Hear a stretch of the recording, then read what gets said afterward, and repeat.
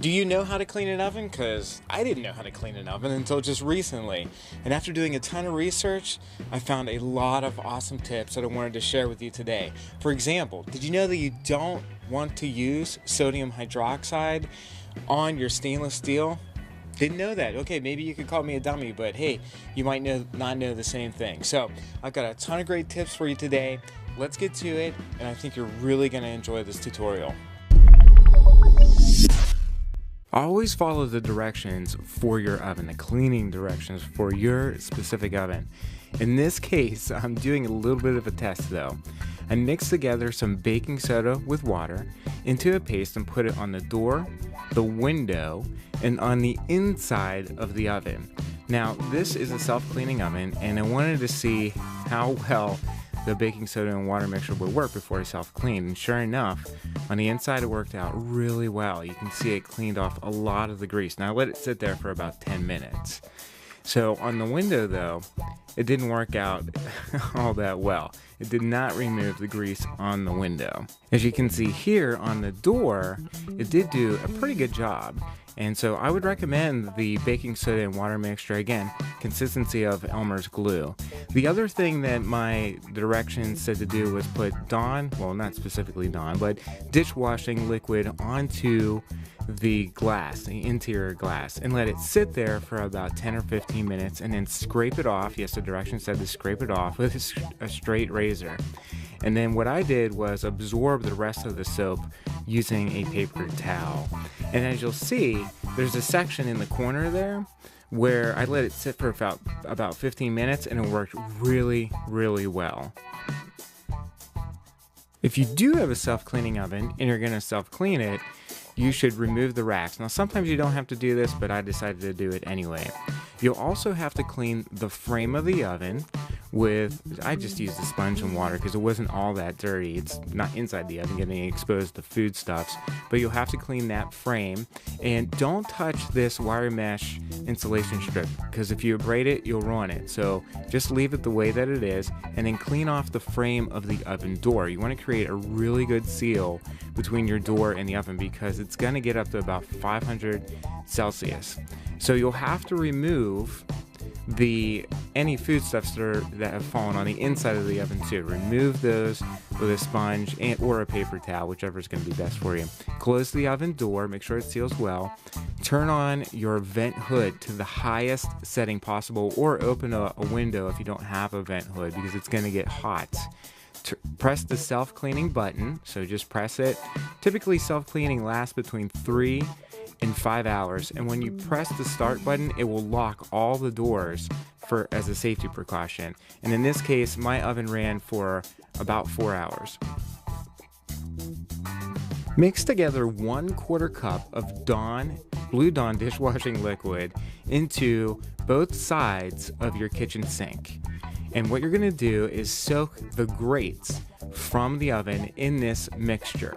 Oh, put a towel underneath the grate on top of the countertop so you protect the countertop from being damaged. What you'll do is you'll take your sponge, remove any excess grit or foodstuffs from the top. You can use that Dawn dishwashing liquid mixture to do this. Take off any of the burner tops and place them or soak them into the kitchen sink mixture. Again, if you have any kind of really bad staining, what you can do here is you can use ammonia. Now, I only recommend doing this if you really have to, but use ammonia, 1/4 cup of ammonia in a plastic container and soak that burner top. Now, I'm doing this per the directions again on my oven and leave it there for a few hours.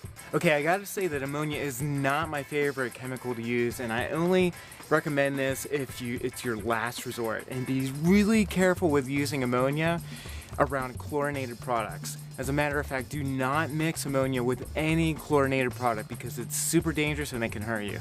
So stay away from that. Take off any of the other items from the top of your oven, put them into that, again, Dawn dishwashing liquid mixture. Now, in this case, I wanted to show you something. I was going to use Super Clean to degrease the top, but I couldn't because it has sodium hydroxide in it, and that's a no-no for stainless steel because it will ruin it. In this case, you'll notice that the burner top has a lot of grease on it. And one of the things that I wanted to do is try the baking soda and water mixture. So I mix it up to that Elmer's glue consistency, and I put it on top and let it sit there for a good 10 minutes to absorb any of that grease.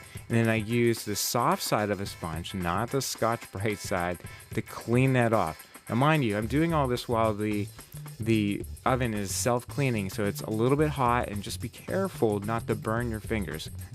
Then what you can do is wipe the top off really good using a microfiber cloth, and then move on to these Wyman stainless steel wipes.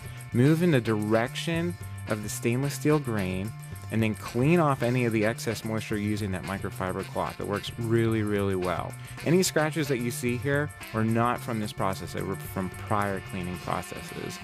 So again, once your grates are soaking, clean them with a sponge, either SOS sponge, or Scotch-Brite, or a regular side. Now here's the deal, you can use steel wool to clean the oven racks. You can first approach it with a sponge, then you can go and use the steel wool to clean off the rest. Take the burner tops out of that ammonia container, soak them, and then rinse them in that same warm soapy water, and then clean off all the burner tops as best you can. The burner grates look really good after that 15-minute soaking and scrubbing off with the sponge. The burner caps look good too after the ammonia and soaking. The burner heads, not too shabby. I put everything back together as it was. You may want to take a picture of your setup if it's complicated, so you know how to put it back together. But what's the inside of the oven look like after the 4-hour cleaning? The door window, it's okay. I'll get into that in a second.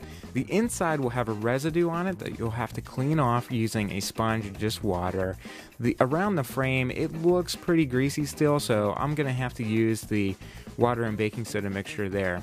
The inside looks good, again, except for around the frame, but the self-cleaning worked really, really well. Now, the door window, I really think that what I'll have to do here is, again, put some Dawn dishwashing liquid on it, because there's still a fair amount of grease on the top, except for where I used the Dawn dishwashing liquid. Now, the oven racks look sparkling clean. I think the steel wool worked really, really well. And here's what the top looks like. Again, any scratches are from prior cleaning, but overall, I'm really happy with this process. Is it perfect? Absolutely not. But does it have to be perfect? I mean, we're just going to be using it in an hour or two after this cleaning, right?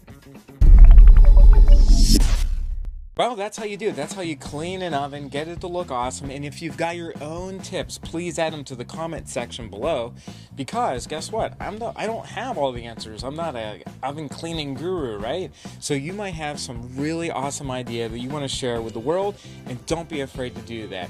Thanks for watching the video. I really appreciate it. If you think that this video could help somebody else out, like a friend or a family member or just a miscellaneous person in the world, go ahead and give it a thumbs up over on YouTube. Click on the thumbs up button. That way somebody else will see it. And remember, if you haven't already done so, I encourage you to subscribe. Click on the subscribe button, because that way you'll get one of my new DIY videos that comes out every single Friday. There's a ton of great tips, and I wouldn't want you to miss out on them for your own house. All right, thanks again. Have a great day. I'll see you in the next video.